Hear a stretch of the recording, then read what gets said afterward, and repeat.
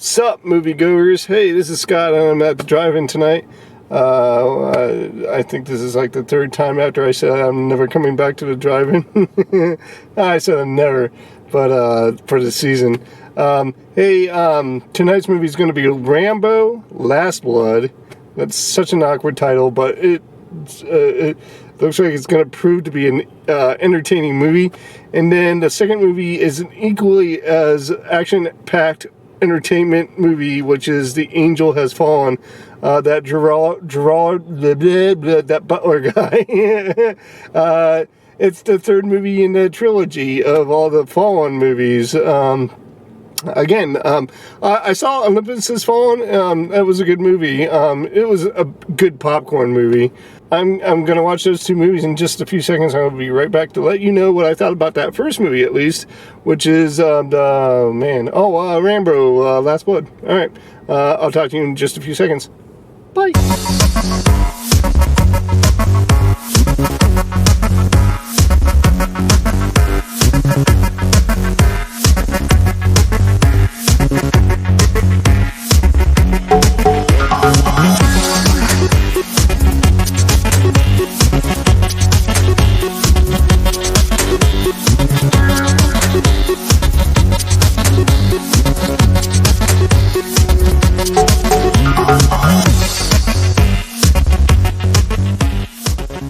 Hey guys, I just got done watching the movie. I'm going to do this kind of differently. I'm going to give you the numbered score first, and then I'm going to move on to why it was so bad.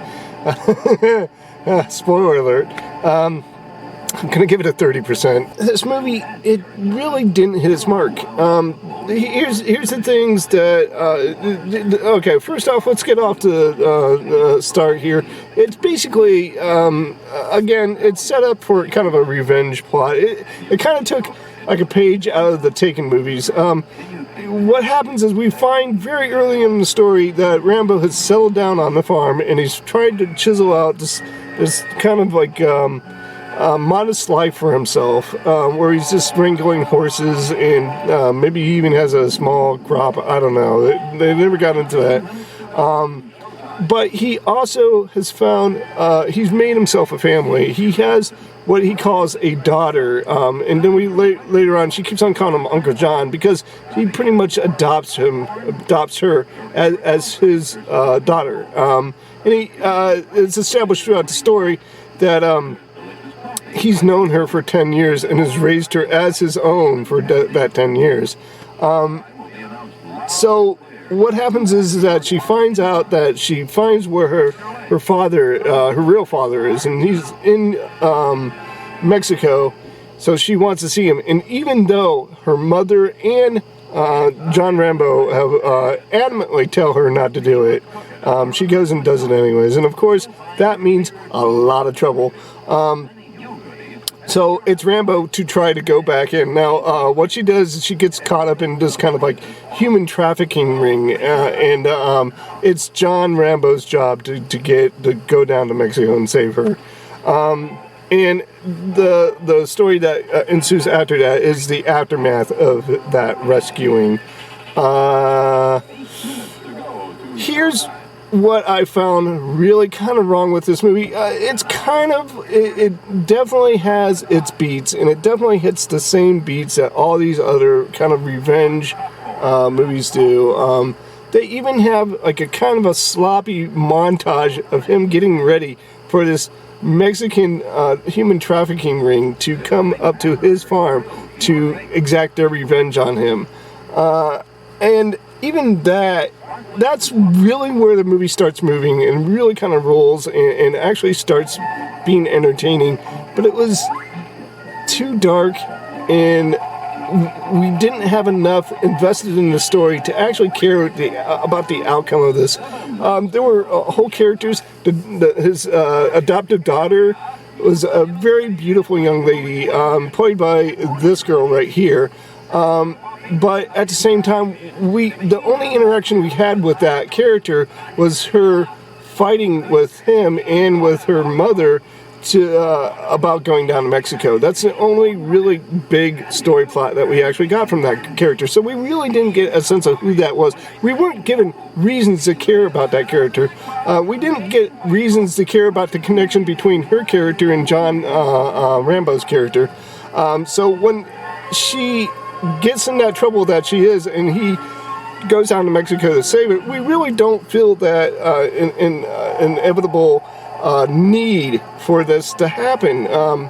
So when he exacts his revenge, we still don't have that emotional tie. We don't have that emotional investment in the story. We are never given that. We are never given anything really to motivate us to like any of these characters in the movie. In fact, there's one character, he goes down to Mexico, and he meets this one character where her sister was part of this drug trafficking ring, and she dies because of that. And her character is just completely a throwaway character. It was not needed at all. I don't even know why they presented this character to us. It just felt really colored by numbers, and even that was really sloppily put together, and we were not.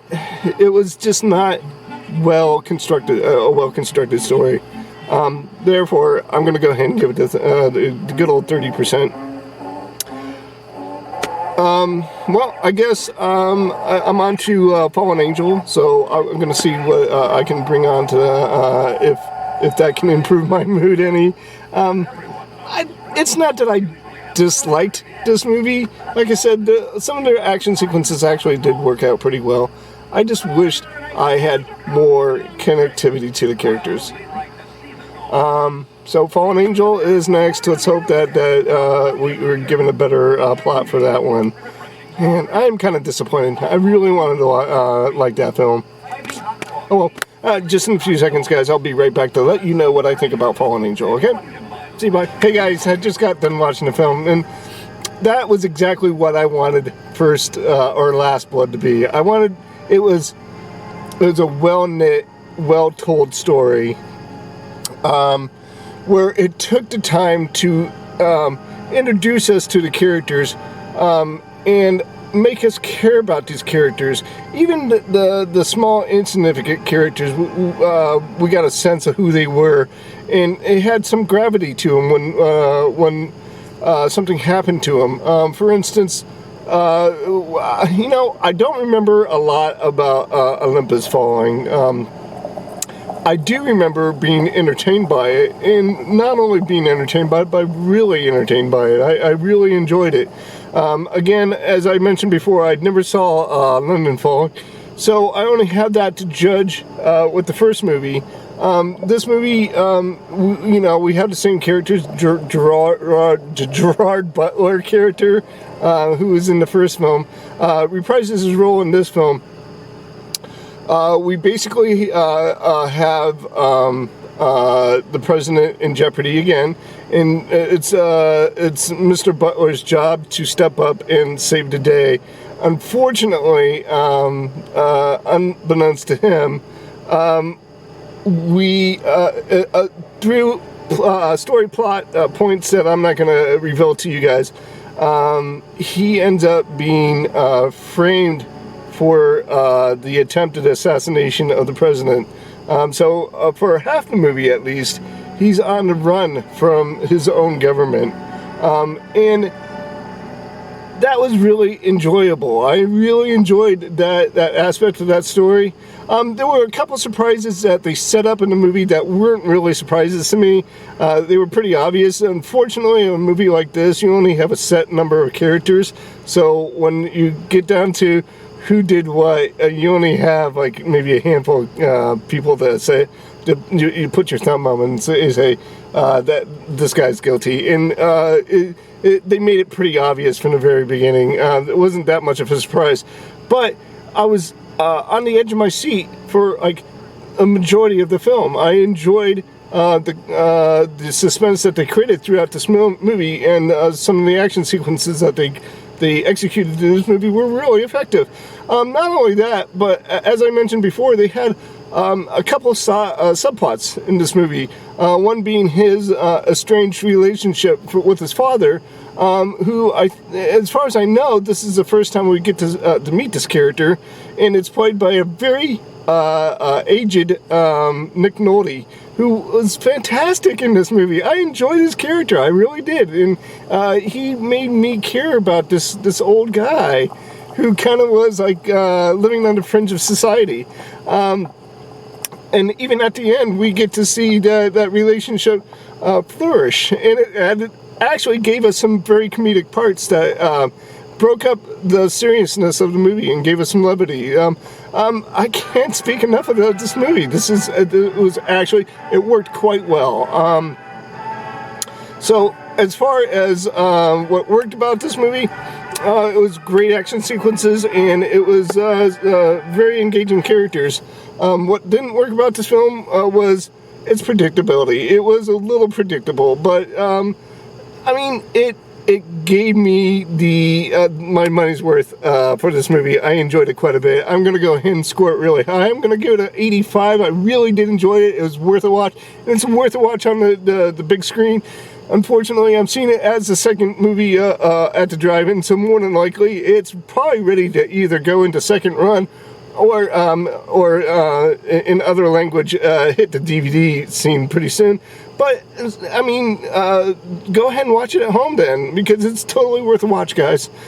So, for the great card for tonight, we're going to just go and recap real quick. We had Last Blood, Rambo Last Blood, which was a really sloppy execution of an kind of like a revenge film. The story, it suffered from poor writing, poor story, lazy and sloppy characterizations, and it just didn't work at all. I gave it a 30% because I like Stallone in front of that camera, and I you know, no matter how simplistic his movies are, they've always been entertaining to me. And I was able to grab just a little bit of enjoyment out of that movie, but I found it very frustrating at the same time. So 30% is the best score I'm going to give that movie. But Angel Has Fallen, or The Fallen Angel, whatever the hell that's right over here.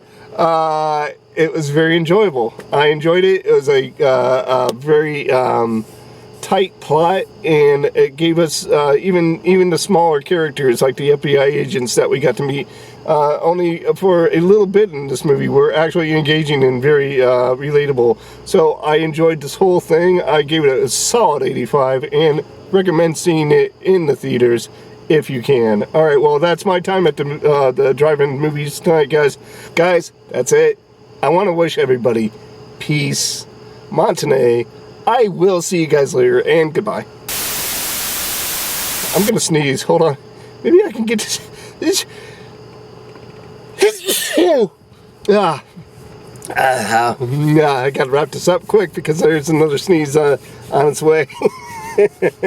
That's how I sneeze 8 or 9 times in a row. Oh, yep, here it goes.